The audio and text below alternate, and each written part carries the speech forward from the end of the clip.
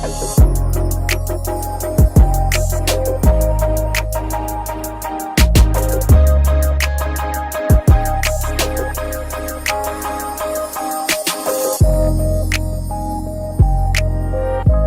everyone, Empress here, and as always, welcome back to my channel.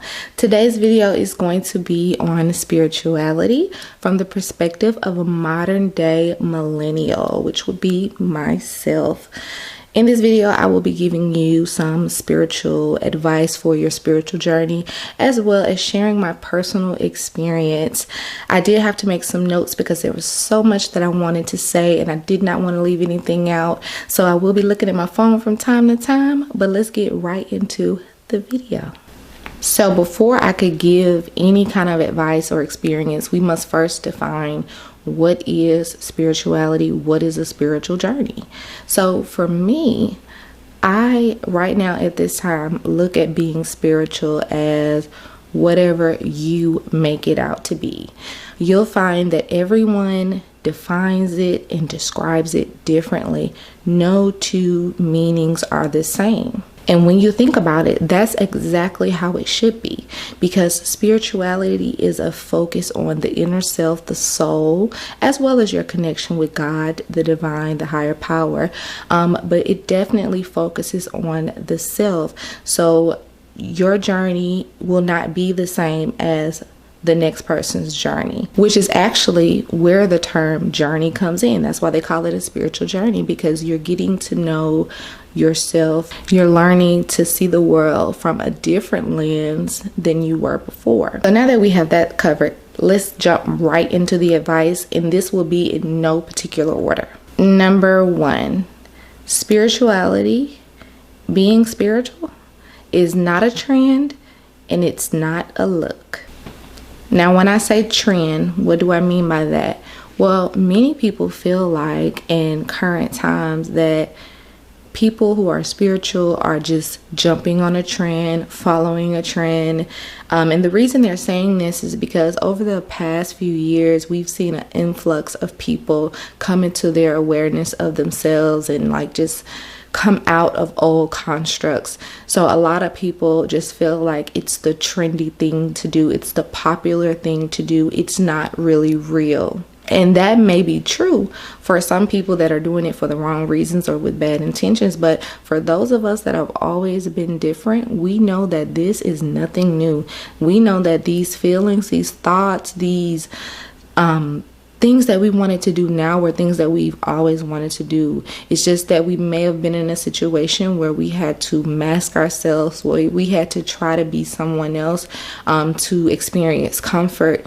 And now, really, you're into astrology, you know that everything happened at the right time, the way it was supposed to. Like, it's no coincidence that many of us came into our awakening, our enlightenment when we did. It's not a trend, and it's not by coincidence. It's not by chance. It's not by design. Looks. Let's talk about looks. I cannot stress this part enough. Spirituality, being spiritual, is not a certain look. You don't need to try to force yourself to look spiritual. No one is supposed to be able to look at you and tell that you're spiritual. What do I mean by this? Well, I sit here before you as a modern day woman, okay? I have weave in my hair, I have on makeup, eyelashes, false nails, and sometimes I wear them really long too, okay? I eat low vibrational plates from now and then. Like, I work a 9 to 5. I have not quit my day job. And none of these things make me less spiritual, less conscious, less capable of going on my journey and being a part of this journey. All of my talents, all of my gifts are still valid and are still mine, and they cannot be taken from me because of my physical. Being spiritual is everything but physical. So do not let people convince you that you have to look a certain way to be spiritual. So what do I mean by that? A lot of people make the mistake of changing their entire appearance and lifestyle way too soon. Now, hear me out. I am not saying that any of the following things that I'm about to say are bad for you. They're actually beneficial. But what I am saying is when you do them for reasons that are not your own, then you're not really being in your true self. For example, you don't have to quit your job just because you became awakened and you realize that we shouldn't be working for money. That's a fact. But you still have to be able to survive in this matrix. Do not be foolish. And yes, you can manifest. Yes, the law of attraction is real. But also, your lights getting turned off is real as well. Because you cannot go to Alabama Power or wherever you live and tell them that you're going to have the money once it's manifested. You can't do that. You don't have to feel like in order to look spiritual, you have to fill your social media up with 1,000 positive affirmations. Like, everything isn't positive all the time, okay? That's what we aim for, but everything is positive all the time. You have to have balance, okay? You don't have to share a bunch of spiritual memes. Like, all your posts have to be so serious and so much about race and righteousness. Like, you do not have to do that. You don't have to go and throw your toothpaste away or like wear 1,000 crystals. You don't need to abruptly go vegan. You don't need to go natural. You don't need to place all these labels on yourself in order to consider yourself spiritual. Because what people don't realize is that that's you jumping from one spiritual box to another. Like, you think that you're freeing yourself from something, but you're creating more rules and constructs for spirituality. What I'm saying is, when you first start your spiritual journey, the focus does not need to be on a look or an image, especially not physical things. Number 2, take your time. That's why they call it a journey. It's not a race. It's a process. Take your time and take what you need and leave what you don't. What do I mean by that? When you become spiritual, you open yourself up to so much information, so many alternative ways of healing and dealing with so many practices that were once out of reach for you. Because now, once you're spiritual, you realize that the only limitations that exist are the ones that you set for yourself. Study and read and learn as much as you can, and start with the things that your intuition individually calls you to. So, in my personal experience, when I first began my spiritual journey, I was immediately attracted to astrology. And trust me, I was never that girl. I was never the girl that was checking her horoscopes daily. I'm a Sag, big Sag energy, and that was about it. I only cared about my zodiac sign around my birthday. I got on my spiritual journey and I realized how much a natal chart interpretation can really help you get to know yourself. I was like mind blown. It went so much deeper, so it made so much more sense, because I am a very thorough, very open-minded person. When I really put it together, it all made sense. So much and so to where right now, currently, I have my own spiritual website where I do natal chart interpretations, tarot, chakra healing. I do it all. Who would have ever guessed? Getting to know yourself and healing and breaking generational curses. It's just so helpful. Put the link to my website in the description, as well as pinned in the comment. The contrast, I said I do tarot, right? When I very first entered my spiritual journey, tarot really never resonated with me. It was something that I looked at and then I was like, that was exactly what needed to happen, because everything comes to you when it's supposed to come to you. A lot of people associate when they come awakened or going on this journey as like becoming a new them. Like, they look at, like, for example, my name is Lenora, right? That's the name that I was given. But I was so ready to have like a spiritual name because I saw so many people like calling themselves different names. And I was like, what is I could never find my name. Like, I couldn't find it. It took like a year for me to realize that I was Empress. And I'm so glad that I waited. I'm so glad that I didn't just pick something cute, something like, all these names people come up with, because I'm just so glad, because my story behind Empress, which I've done a video on, and y'all should check it out. My story behind Empress, it works perfectly with my life, even prior to consciousness. So when I tell you, I can't stress it enough, everything that you want out of this spiritual journey, everything that you're supposed to get, is going to come to you at divine timing. Oh, and another thing, maybe sometimes some of this stuff may never come to you. Maybe, you're not going to be a tarot reader. You're not going to, use crystals, or, that may not be in alignment with what your spiritual journey is supposed to be about. To be spiritual does not mean you have to indulge in all of these things. This is your individual path. And on this path, you are to find what is going to be beneficial to you. And you are allowed to modify any of your practices, anything that you do whenever you want to. Number 3, you do not need a spiritual guru. Not even me. Okay, let God be your guru. Okay, you and God, that's all you need. The reason I say this is because in recent times, current times, we've seen a lot of our spiritual gurus that we love and looked up to. We've seen them fall short. We've seen their imperfections, and really, they're just human. It doesn't matter.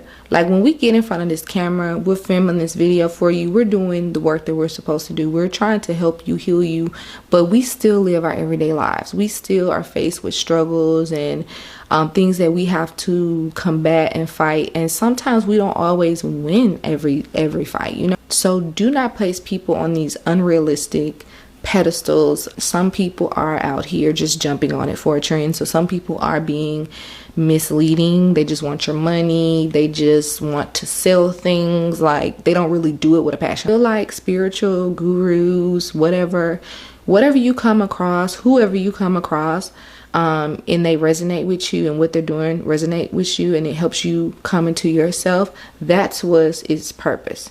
That wasn't meant for you to become them. It was meant for them to be able to open your eyes, and now the rest is up to you and God.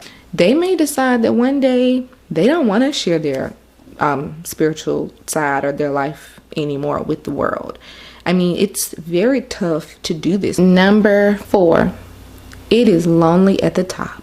But no, seriously, nobody's at the bottom, nobody's at the top. But it is lonely being spiritual. But let me tell you, I know that that's how it was designed to be. Remember, going back to the definition of it, it's a journey of the self. So you can't be really concerned with everybody else and what they're doing and what they're not doing. But it is very lonely. Like, people start to look at you different when you come out and you say that you no longer, do this, practice this, whatever the case may be. People assume the worst about you.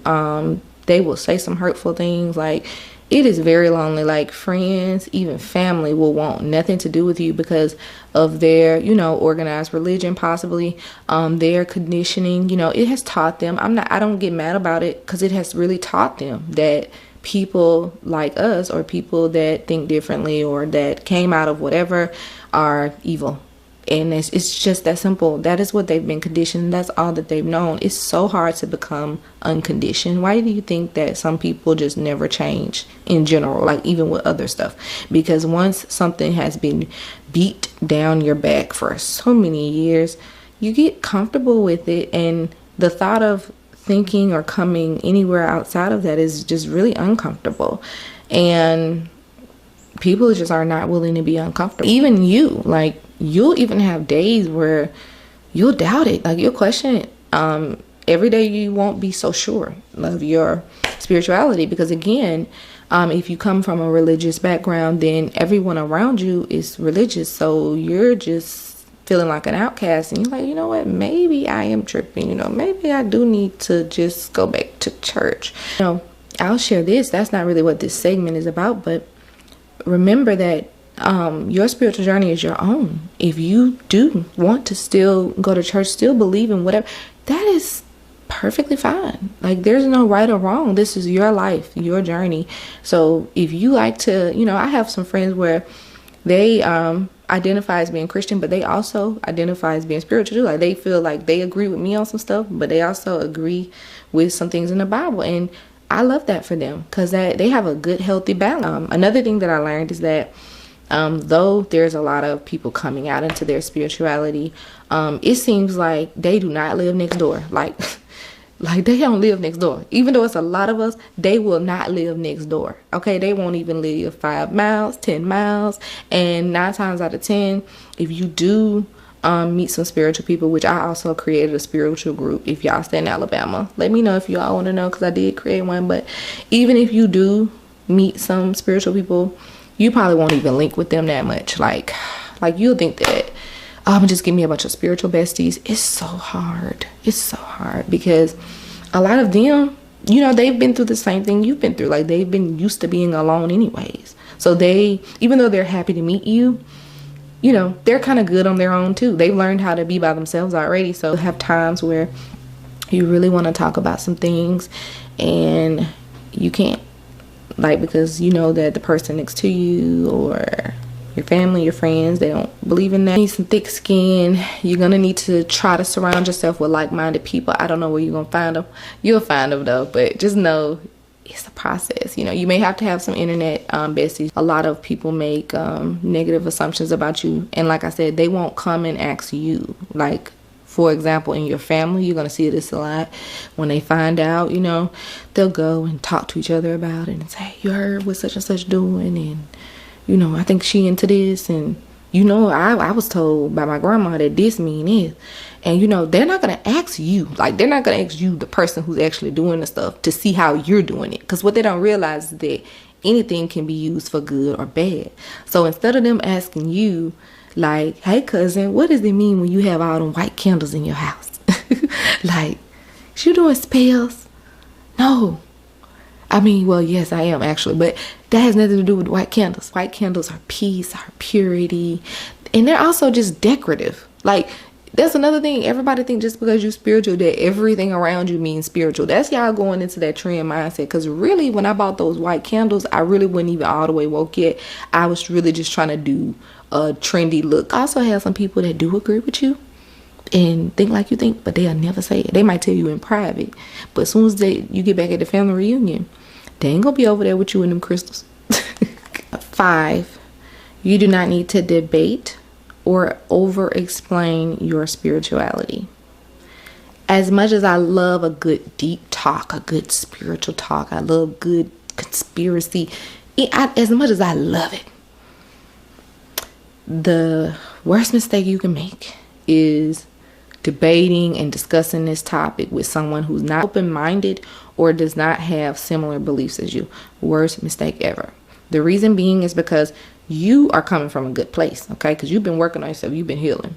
You really want to share this stuff with them because you actually want them to see things from a better perspective. You're actually trying to help them. But they have no intention on seeking to gain any information or understanding from you. So you're literally talking to a wall, a brick wall, because they really don't have the same intentions as you. They think you're trying to trick them and make them not do, like, everything is always something evil and scary. Like, that's what that people live in fear. You want people to believe what they want to believe. They're allowed to, because you want them to give you that same respect, that same reciprocation to believe what you want to believe. So you don't want to create a space where you make them uncomfortable too, because we talk about people who are religious or something making us uncomfortable, but we don't talk about how we can make them uncomfortable. I've seen some very angry conscious people. Like, that's when I be knowing they're not evolved. There's no way I'm about to, like, you know what I mean? Just because you at a church, I'm not about to bully you. I'm not about to make you feel bad about what you believe, because guess what? I empathize with you. I see you how I see myself. So I see that it was something in you when you were born. And we know this ain't all of them, but it was something in you, though, seriously, when you were born that made you really resonate with that. And that's what keeps you there. Now, I respect those people. Those are people that are truly in their religion. Like, if you have a religion and it was something like, for example, you know, let's stop talking about Christianity because that's not the only religion, but let's go into Muslims, right? Like, some people will become Muslim, like they leave Christianity, they go and become a Muslim. And, you know, I respect that too, because that means that you did step outside of something, you found something else, and something really called you to that. And so you didn't just do what was passed down, what was conditioned. Like, a lot of people are really just going with the flow. They're going with what was passed down. That's not even their true identity, true feelings. They could be sitting in church and feel nothing, but they are just going with it. And I'm not saying that's wrong. At the end of the day, we're all humans. We're all living here. We are all doing what we think is right for our lives. We will not know until we know. So that's why we just have to pray that we will have grace and mercy from the divine, and that we are thinking and operating in the way in which the divine wanted us to, you know. And that's how I sleep at night. If I'm being honest with you, I feel like God created me, and God created me exactly the way God wanted me to be. 6. The only thing in life that is constant is change. You are ever evolving. You are ever growing. How you feel on day 1 of your spiritual journey will not be the same on day 100, day 1,000, day 1,000,000. Okay? That's why I'm sitting right here back before y'all right now. Nothing is law. Don't make it law. Nothing needs to be law. This whole life is an experience. Like, we're literally always changing, always evolving, whether we want to or not. We try to hold on to certain phases, certain things, and life continues to say, nope, it's gonna change. Enjoy it while you can. Enjoy and let it flow. Let the universe give you what you need to experience right when you need to experience. And just don't make things law. Like, you know, be open, be receptive to change and what that's gonna look like for you. And that's another reason why, you know, to just always be graceful, be gentle, you know, with everything when it comes to beliefs and spirituality, religion, all of that, because you never know where your journey is meant to take you, and where a year from now you just may not even feel that way. So I try not to be anti anything, you know. I just try to focus on my own stuff, stay in my own lane. All right, you guys, so I really believe that wraps up this video.